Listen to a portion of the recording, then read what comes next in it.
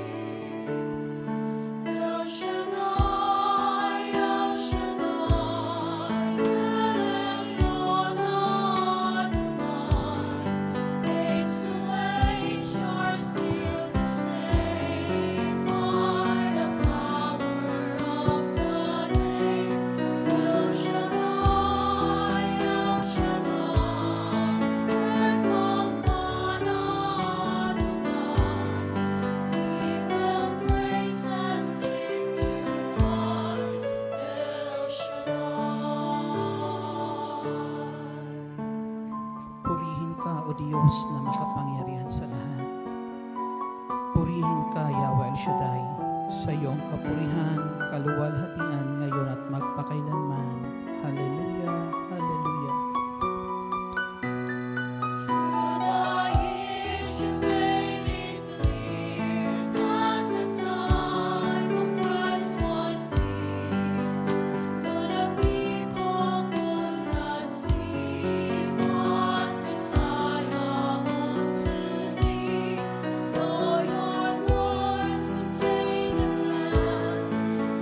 Just do not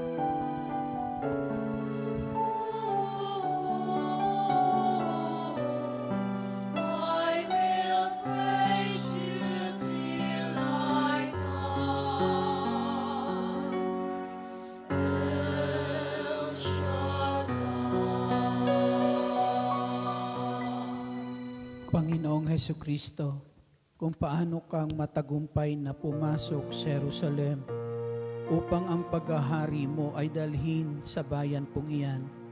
Dalangin po namin, pumasok ka ngayon sa puso po namin at maghari ka sa buhay ng bawat isa sa amin.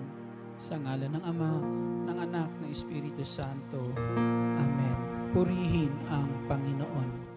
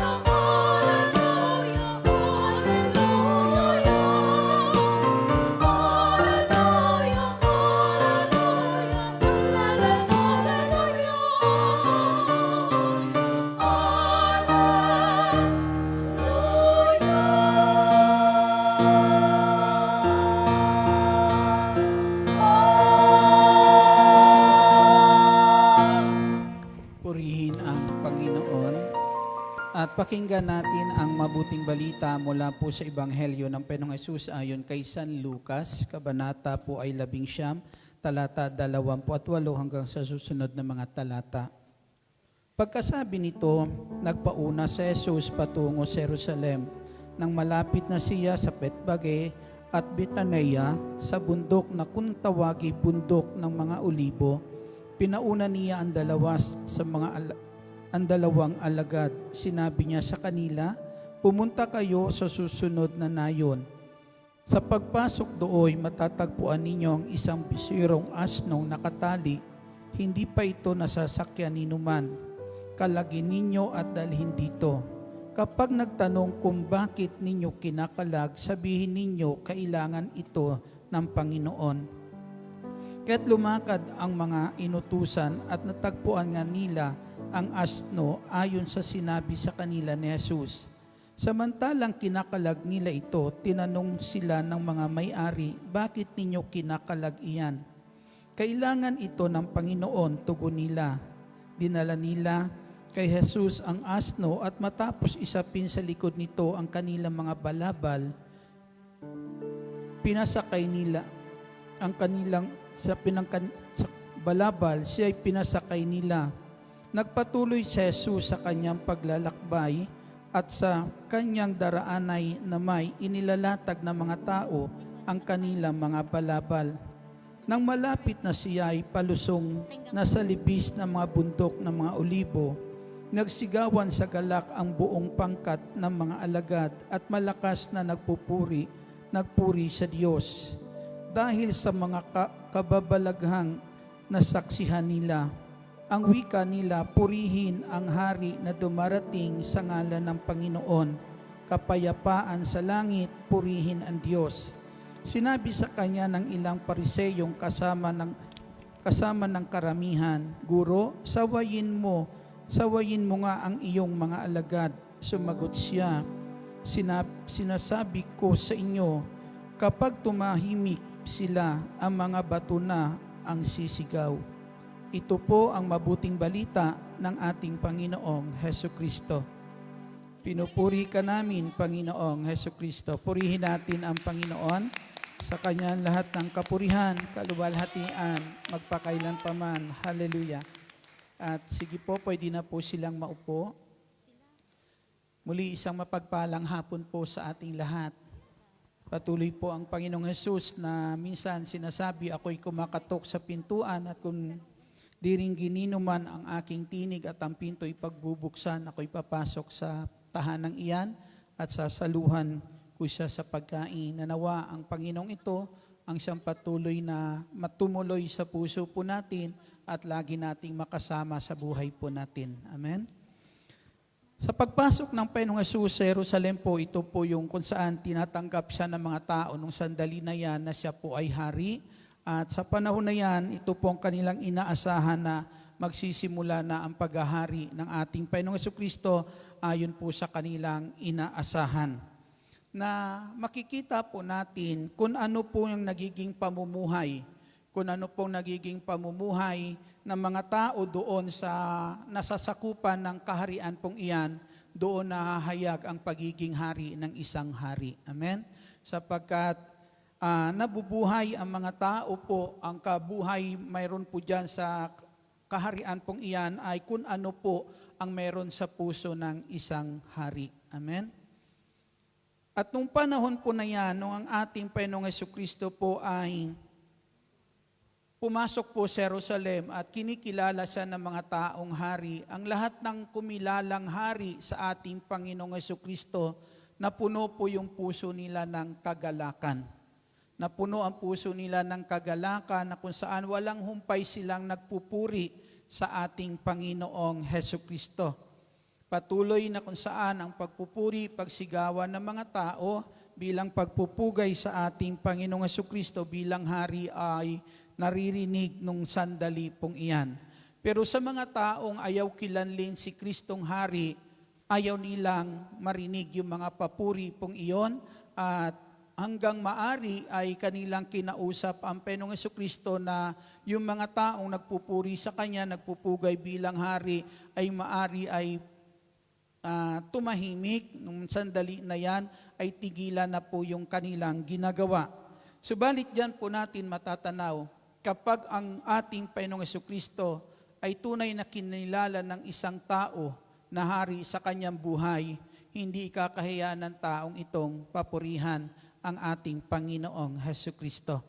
Kahit sawayin ang tao na yan patuloy magpupugay, magpupuri at sasamba sa ating Panginoong Jesucristo. Purihin po natin ang ating Panginoong Jesus. At sa punto po nito mga kapatid, nasabi nga, kung ano pong mayroon sa puso ng isang hari, yun ang iiral doon sa kanyang kaharian at yun po yung magiging pamumuhay, magiging panuntunan ng pamumuhay po ng mga tao po sa lugar pong iyon. Ang sabi po dito sa sulat ni Pablo sa aklat po ng Roma, kabanata po ay 14 at talatay 7, walang sino man sa atin ang nabubuhay o namamatay sa kanyang sarili lamang. Amen? Si Zaccheo po, isang tao na minsan ay sa gitna ng karangyaan sa buhay, sa gitna ng kasaganaan. Ang sabi po, si Zaccheo po isang taong mayaman sa lugar na kung saan doon po siya nabubuhay. At ang sabi po diyan, sa gitna ng kanyang karangyaan o kasaganaan sa buhay, isang araw, minitihi niyang makita at makilala ang ating Panginoong Hesukristo.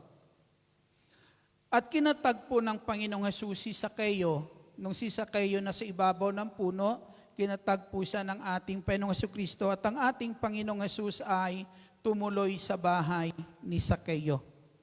Matapos tumuloy ang ating Panginoong Jesus sa bahay ni Zaccheo, nung sandali po na yan, yung pagtuloy ng Panginoong Jesus sa bahay ni Zaccheo ay tanda ng pagtanggap niya sa paghahari ng Diyos sa pamamagitan ng ating Panginoong Hesukristo.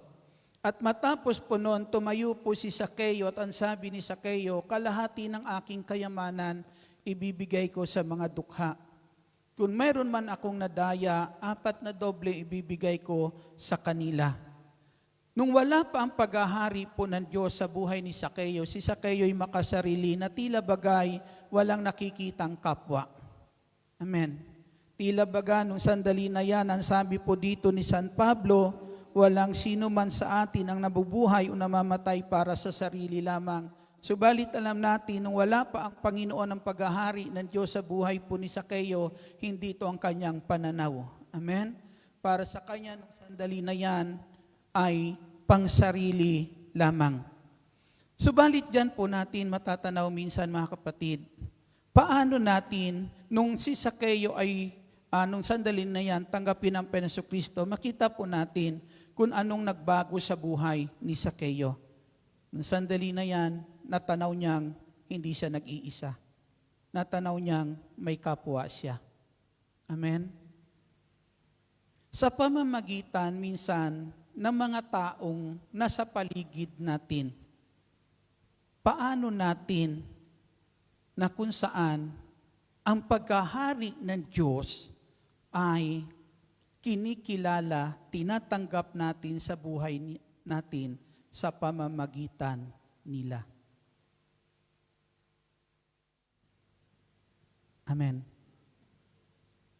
Na nawa yung paghahari po ito ng Diyos ay matanggap po natin, dumating sa atin. Amen. Sa pamamagitan ng mga taong naririyan sa ating paligid. Na matanaw natin na sa magitan nila ang paghahari ng Diyos dumarating sa atin. Kapag natanaw siguro natin, nung yan ang ating magiging pananaw sa buhay po natin na yung mga taong nasa paligid natin ay pwede na sa pamamagitan nila ang paghahari ng Diyos ay darating sa buhay natin. Amen. Darating po sa puso po natin. Maari mga kapatid, masasabi po natin na kailangan natin ang isa't isa. Amen? Sila yung mga tao, maari masabi po natin na kung saan ay makapagbibigay sa atin ng kalakasan. At hindi lang po natin siguro masasabi na sila ang mga tao makapagbibigay ng kalakasan sa atin. Kasi alam naman po natin, kapag ang paghahari ng Diyos dumating sa atin, iba yung kalakasan ang dala nito, iba yung kagalakan ang dala nito sa buhay po natin, tulad ng mga tao dito na nagpupuri sa ating Panginoong Hesukristo.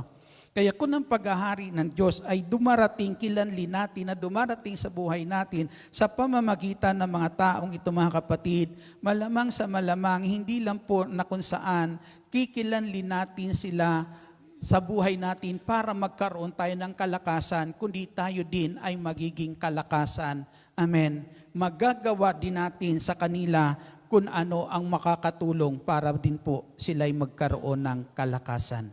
Purihin po natin ang ating Panginoong Hesukristo na sa atin, matanaw natin siguro, kapag natanaw natin na ang paghahari ng Diyos dumarating din sa buhay natin, na nung sandali po na yan, nais ni Zaccheo ang paghahari ng Diyos ay manatili sa puso niya sa pamamagitan din ng kung saan pagtanggap ng kanyang kapwa, na kung saan pagkilala ng kanyang kapwa, yung sandali na yan, pagbubukas ng pintuan ng puso niya para sa kanyang kapwa, na kinikilala niya sa pangitan ng pagbubukas niya ng pintuan ng puso niya para sa kanyang kapwa, ang paghahari po ng Diyos ay mamamalagi sa puso niya.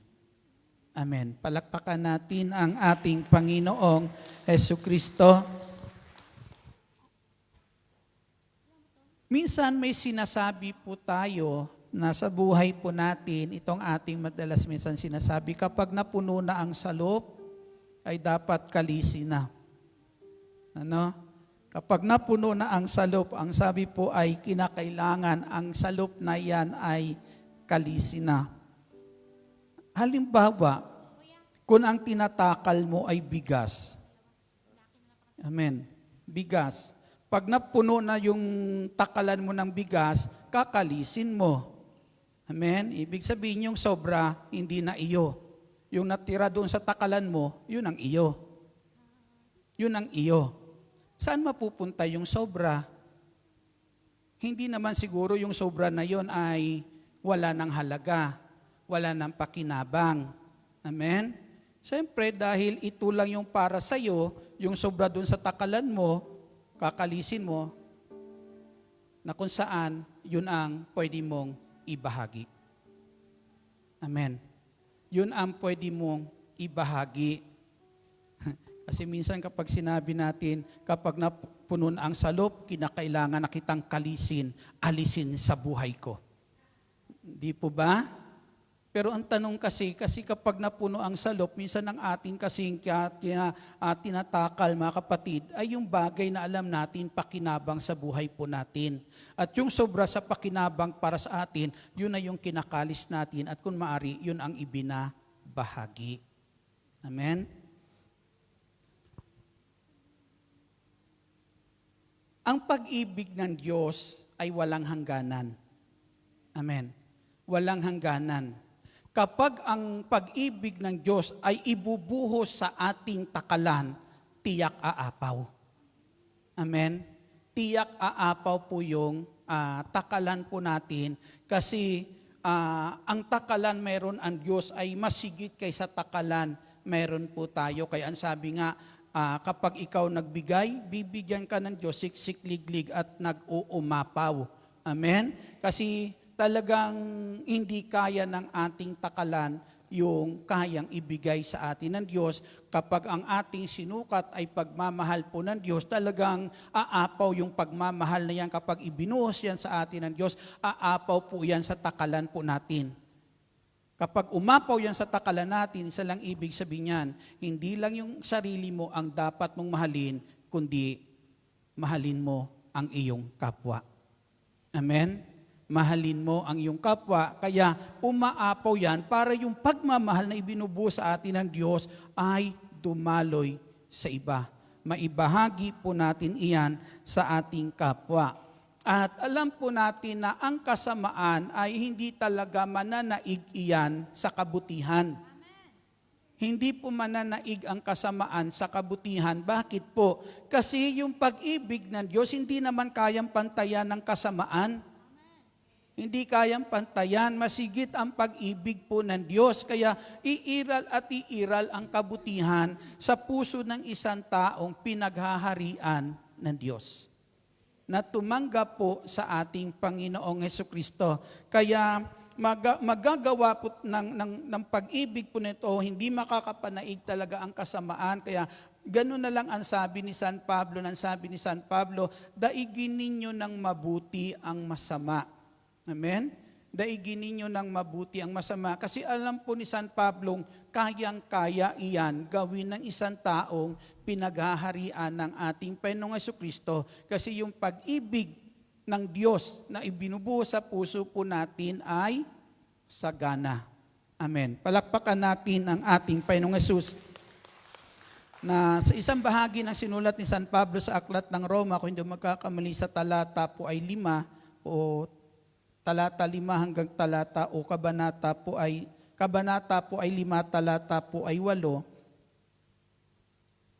Ngunit ipinadama ng Diyos ang kanyang pag-ibig sa atin nang mamatay si Kristo para sa atin noong tayo'y makasalanan pa.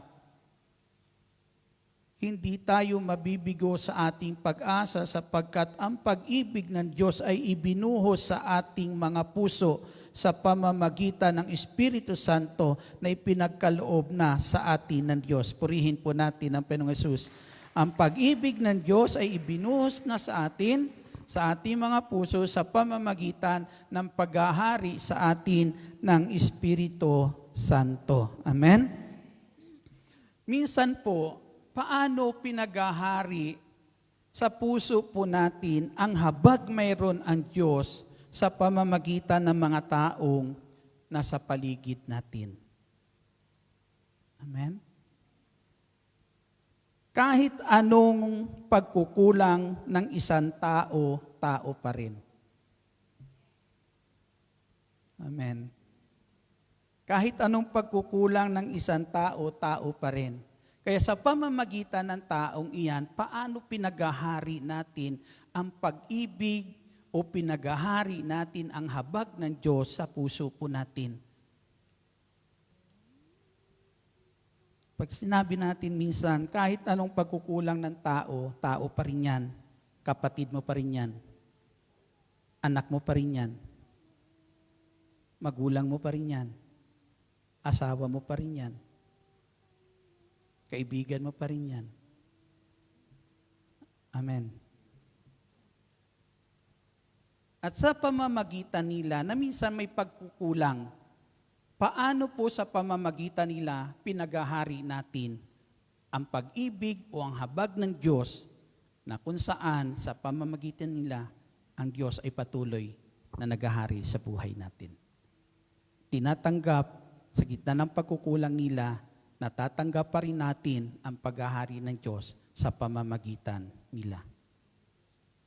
Si Haring David minsan, ganito ang nangyari. Si Haring David po ay inuusig ni Haring Saul para patayin.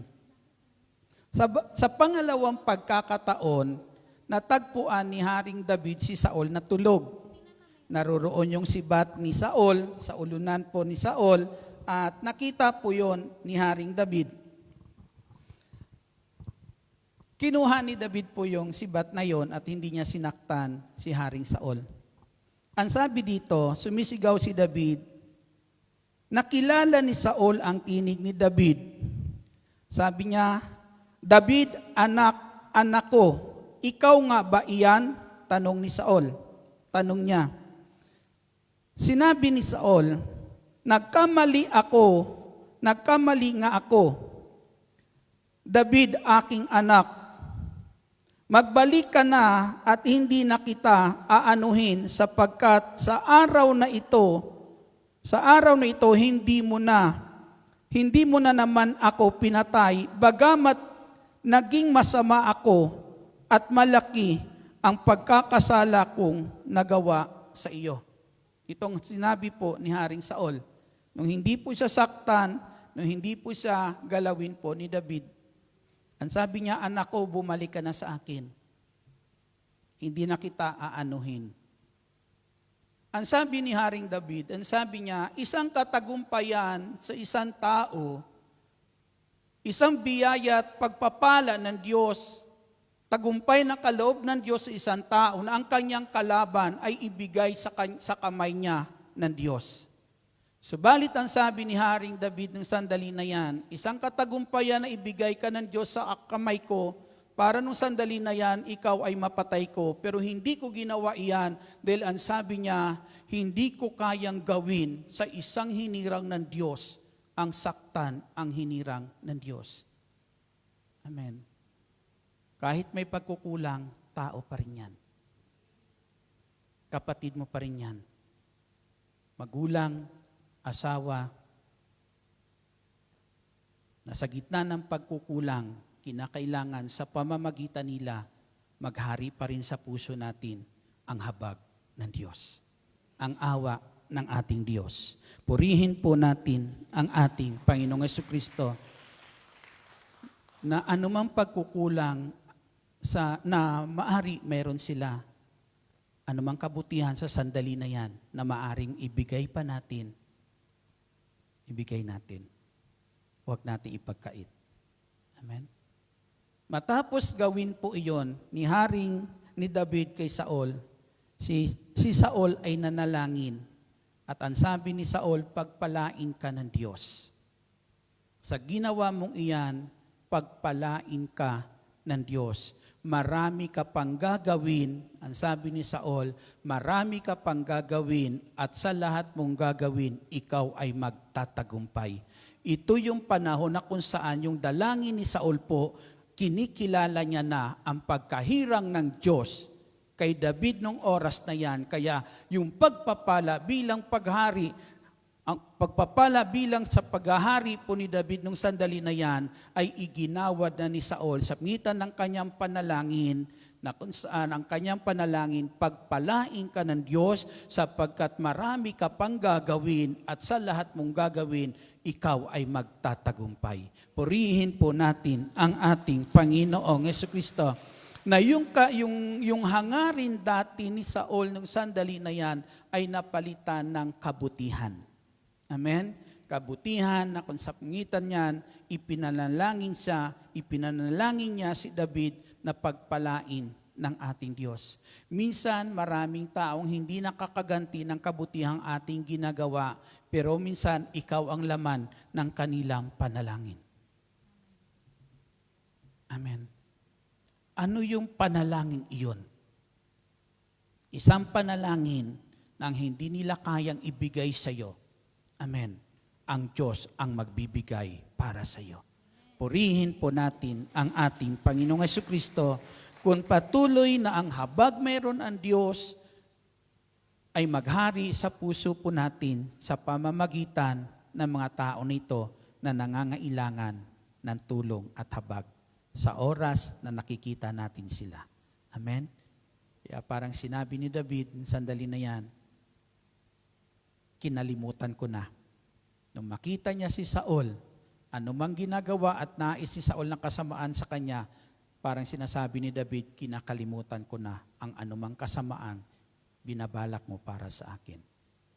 Amen? Kapag umiral ang habag sa puso po natin para sa taong may pagkukulang, isa lang masasabi mo, dapat kong kalimutan anumang ginawa niyang pagkukulang at dapat ko siyang tulungan anumang kailangan at dapat kong maibigay sa kanyang kabutihan. Amen? Purihin po natin ang ating Panginoong Hesus. Kaya nagkasundo sila, nagkaigi sila, nagkahiwalay sila na nagpatawaran. Amen? Na kung saan bukas ang puso sa isa't isa. Sa ating mga tahanan, umiiral din iyan.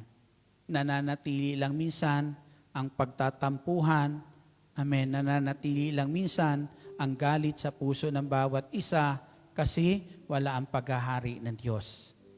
Amen? Pero kapag ang paghahari ng Diyos ay naroroon, iiral ang habag at pagmamahal sa isa't isa. Amen? Matatapos ang gulo. Matatapos yung galit. Amen? Kaya kung anong dapat pasimulan para maitaguyod kung anong dating maganda na nasira, na ipagpapatuloy. Amen? Muling na itataguyod, muling nabubuo kung anong dapat nabuuhin o anumang dating nasira. Amen. Palakpakan natin ang ating Panginoong Jesucristo. Glory to God. Si San Pablo, nung siya'y tanggapin ang ating Panginoong Jesucristo, itong sinabi ni San Pablo, nung kilanlin niya ang paghahari ng Diyos sa kanyang buhay, nabuksan po ang puso po ni San Pablo at ang kanyang buhay ay itinalaga niya sa ating Panginoong Jesucristo. Itinalaga niya na at ang taong pinaghaharian ng Diyos, itinatalaga ang kanyang buhay sa ating Panginoong Jesucristo para sundin ang kalooban ng Diyos. Kanina sabi ni Father po sa kanyang homily, ang sabi po diyan na paritong ating Panginoong Jesucristo hindi para gawin kung ano yung gusto niya, kundi para gawin ang kalooban ng kanyang amang nasa langit. At bilang mga mananampalataya, dapat nabubuhay din tayo sa kalooban ng Diyos. Amen? Dapat ginagawa din natin ang kalooban ng Diyos. Sabi po dito ni San Pablo sa aklat po ng Pilipos, sulat niya sa mga taga-Pilipos, Kabanata 3, talata 10, ang tanging hangarin ko ngayon ay lubusan makilala si Kristo maranasan ang kapangyarihan ng kanyang pagkabuhay na magmuli, makihati sa kanyang mga hirap at matulad sa kanya pati sa kanyang kamatayan. Purihin po natin ang ating Panginoong Jesucristo. Ang sabi ni San Pablo, gusto niyang matulad maging sa kamatayan, mayroon ang ating Panginoong Jesucristo. Namatay ang Panginoong Jesucristo na walang bahid ng kasalanan. Amen. Kanina may narinig ako sa sinabi ng ating isang kapatid dito sa misa, ang sabi po ay, mamatay tayo para kay Kristo. Kung tayo mamamatay para kay Kristo, mabuhay muna tayo tulad ni Kristo. Amen. Diba? Kaya ito po ang hangarin ni San Pablo. Ang hangarin ni San Pablo nung sandali niyan, matulad siya maging sa kamatayan ng ating Panginoong Jesucristo, na ang Panginoong Jesucristo namatay na sumusunod sa kalooban ng Diyos, walang pagkukulang. Dahil sinunod niya ang kalooban ng Diyos hanggang kamatayan sa krus. Amen? At ito rin po yung nais ni San Pablo na nung makilala niya at maghari ang Panginoon sa kanyang buhay, hangarin po ni San Pablo na kung saan mamatay siyang tulad ng ating Panginoong Jesucristo na sumusunod sa kalooban po ng Diyos. Amen. Handa rin ba tayong tularan ito? Sinong handa? Palakpakan natin ang ating Panginoong Jesucristo. Ang sabi niyo dito sa unang sulat ni Pedro Kabanata po, sa unang sulat ni San Pedro Kabanata po ay 1 at talata po ay 15, sinasabi po ng salita po ng Diyos ay ang ganito, mga kapatid sa Panginoong Hesus. Yamang ang Diyos na humirang sa inyo ay banal, dapat kayong magpakabanal anuman ang inyong ginagawa. Purihin natin ang ating Panginoong Kristo. Yamang ang Diyos na humirang sa atin ay banal, dapat kayong magpakabanal anuman ang inyong ginagawa. Kaya kung si Kristo po ang tunay na naghahari at kinilala natin sa ating buhay, ito po yung mithiin natin. Magawa ang lahat ng mayroong kabanalan, yung lahat ng gawain na kapagpatawag po nito, nakapagpabanal po sa atin sa harapan ng Diyos, para tularan ng ating Diyos, ito yung ating sinisikap na gawin. Amen? At ito po yung nais ni San Pablo na mangyari po sa buhay niya. Sa sulat po ni Santiago, kabanata po ay 3 at talata po ay ayon sa sulat ni Santiago, kabanata po ay 3 at talata po ay 8 hanggang 10, pakinggan po natin ang mga salita po nito ng ating Panginoong Jesucristo. Ang sabi niya po rito, ngunit walang makasusupil sa dila. Ito'y napakasama at walang tigil, puno ng makamandag na nakamamatay. Ito ang ginagamit natin sa pagpupuri sa ating Panginoon at Ama. Ito rin ang ginagamit natin sa pag-aalimura sa tao na nilalang na kalarawan ng Diyos. Sa iisang bibig nang gagaling ang pagpupuri at pag-aalimura. Hindi ito dapat mangyari, mga kapatid. Purihin natin ang ating Panginoong Jesucristo. Malakas na papuri po sa Diyos. Naririnig po natin, kung si Kristo na po ang naghahari sa buhay natin, papayag ka pa ba ang labi na yan ay magamit sa kasamaan? Ba? Siguro hindi tayo papayag. Amen? Pero dito po, simpleng bagay lang po ito, yung sinasabi po dito, na kuminsan hangarin natin yung pamumuhay na may kabanalan, na minsan mga kapatid, matuto tayong sumupil ng dila po natin. Na ang sabi po dyan, kung ang dila na yan ay ginagamit natin iyan bilang pagpupuri sa ating Panginoong Jesucristo, bilang pagkilala na hari sa buhay po natin, huwag mo na yan gamitin pa sa pag-aalimura sa tao na kung saan nilalang, nilikhang kalarawan ng Diyos. Huwag mo na yan gamitin para sirain pa ang taong nilalang na nilikha o kalarawan ng Diyos. Amen? Hindi dapat magamit iyan sa kasamaan. Dila pa lang po iyan. Amen? Na minsan, mga kapatid, yung mga salita pa lang natin, minsan nakakasira na ng ating kapwa, na nagpapahayag minsan wala sa atin ang paghahari po ng Diyos. Pero bilang tao na kung saan pinaghaharian ng Diyos, wag natin gamitin iyan. Amen.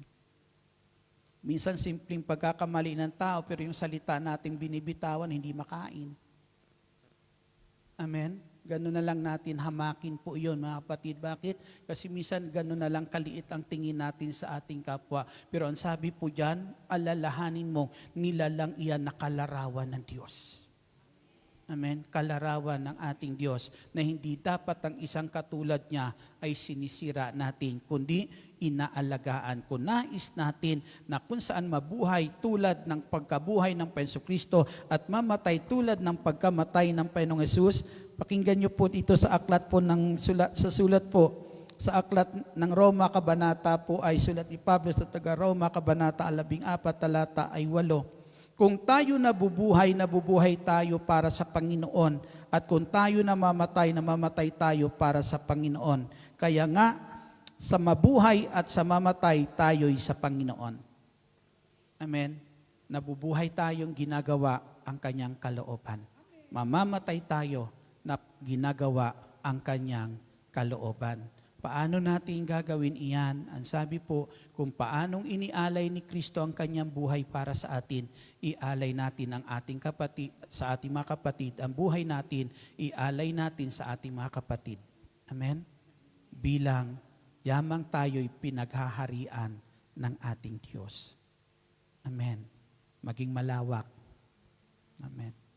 Hayaan nyo na yung inyong takalan ng pag-ibig ay umapaw iyan. Para yung pag-ibig mayroon dyan sa inyong takalan ang isang patuloy dumaloy sa buhay ng mga tao. Na ang umiibig hindi gumagawa ng masama kanino man. Ni kailan hindi nag-iisip ng anumang masama para sa kanyang kapwa. Tumayo po tayong lahat.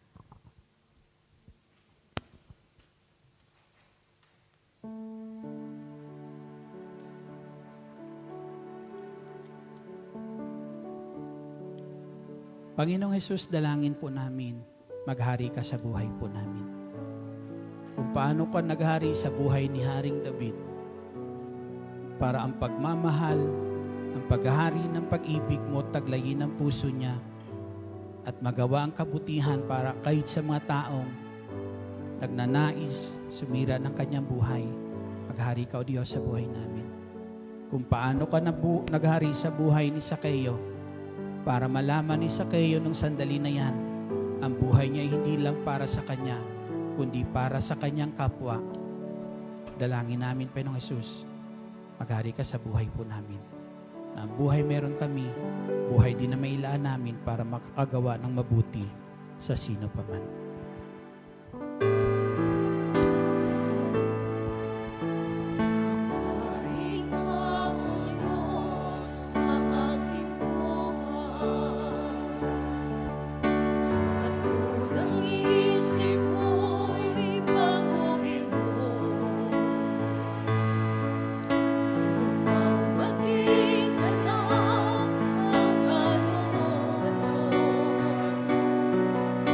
Sa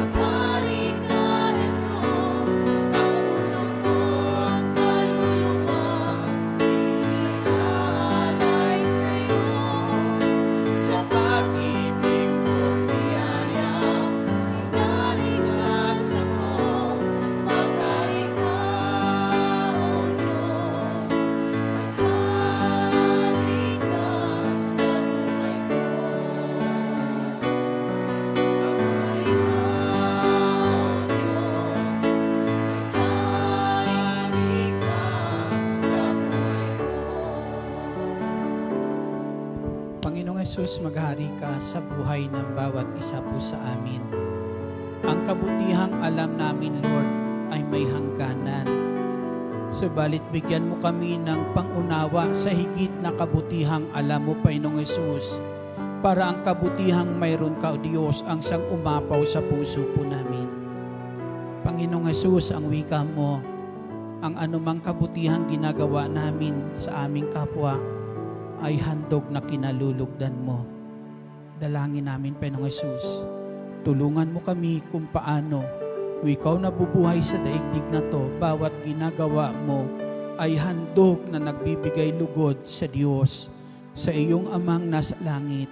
Tulungan mo kaming araw-araw. Makagawa kami, makapag-alay kami ng handog na kinalulugdan niya. Punuin mo ng kabutihan ang puso namin, Panginoong Jesucristo. Taas po natin ang lahat ng bagay na nais natin taas sa Panginoong Jesus. Dakilang Ama naming nasa langit, narito po ang aming mga kahilingan ngayon. Aming idinadalangin, abutin mo kami ng pagpalang kamay at ipagkaloob, Ama, ang kahilingan ng aking mga kapatid.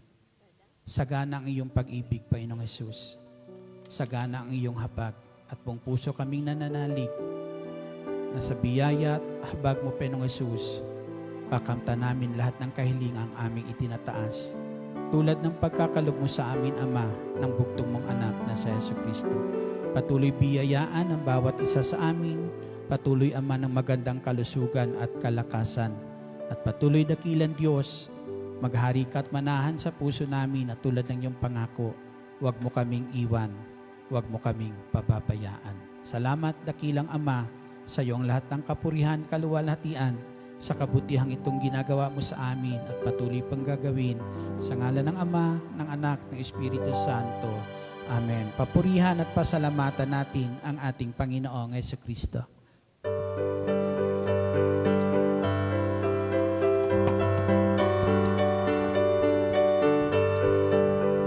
Salamat sa Diyos na tapat, salamat sa Kanyang lingap, salamat ibinigay niya si Jesus Cristo. Salamat sa Diyos na tapat, salamat sa Kanyang lingap, salamat ibinigay niya si Jesus Cristo. At ngayon ang mahina'y lalakas, ang dukha ay mayaman, nang dahil sa mga gawa ng Diyos.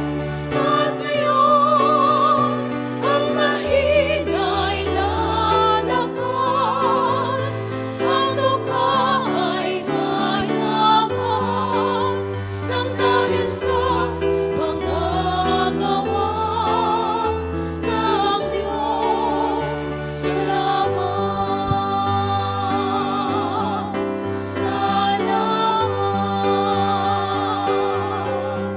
salamat.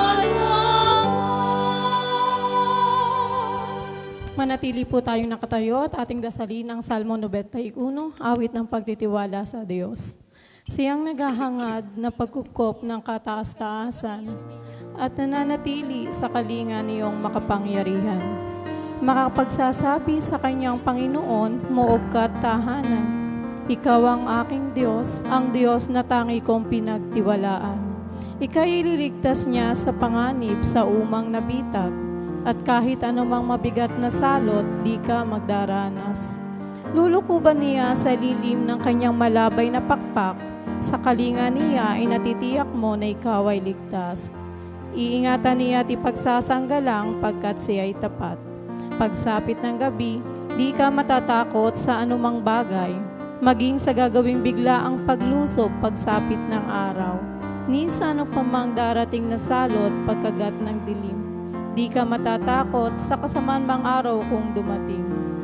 Kahit na mabuwal sa iyong harapan ang 1,000 tao, Sa iyong paligid ang bilang ng patay maging 10,000. Di ka matatakot at natitiyak mong di ka maano. Ika'y nagmamasid at sa panonood iyong mamamasdan. Yaong masasama ay makikita mong pinarurusahan. Sapagkat si Yahweh ang iyong ginawang tagapagsanggalang at ang pinili mong mag-iingat sa iyo'y kataas-taasan. Di mo aabuting ika'y mapahamak at walang daratal, kahit anong uring mga paghihirap sa iyong tahanan. Susuguin niya ang maraming anghel, silang susubaybay. Kahit saang dako ikaw maparoon, tiyak iingatan. Sa kanilang palad ay tatayo ka at silang magtataas, nang hindi masaktan ang mga paa mo sa batong matalas. Kahit ang tapakan mo ay mga leon, ahas na mabagsik, di ka maaano sa mga serpiente at leong mababangis.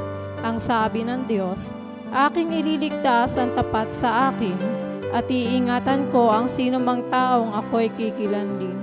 Pag sila'y tumawag, laging handa ako na sila'y pakinggan. Aking sasamahan at kung may hilahil ay sasaklolohan. Aking ililigtas at ang bawat isa ay pararangalan. Sila'y bibigyan ko at gagantimpalaan na mahabang buhay at nakatitiyak na ang tatamuhin nila ay kaligtasan. Maaaring ipinit ko ang langit at hindi pumatak ang ulan. Maaaring magpadala ako ng mga balang upang salantain ang lupain ito. Maaaring pananaganapin ko sa aking bayan ang salot, ngunit sa sandaling ang bayang ito na aking pinili ay magpakumbaba, manalangin, hanapin ako at talikdan ang kanilang kasamaan. Diringgin ko sila, patatawarin ko sila, at ibabalik ko sa kanilang lupain ang katiwasayan at kasaganaan. Ito ang mga salita ng Diyos. Sa ngalan ng Ama, ng Anak at ng Diyos Espiritu Santo. Amen.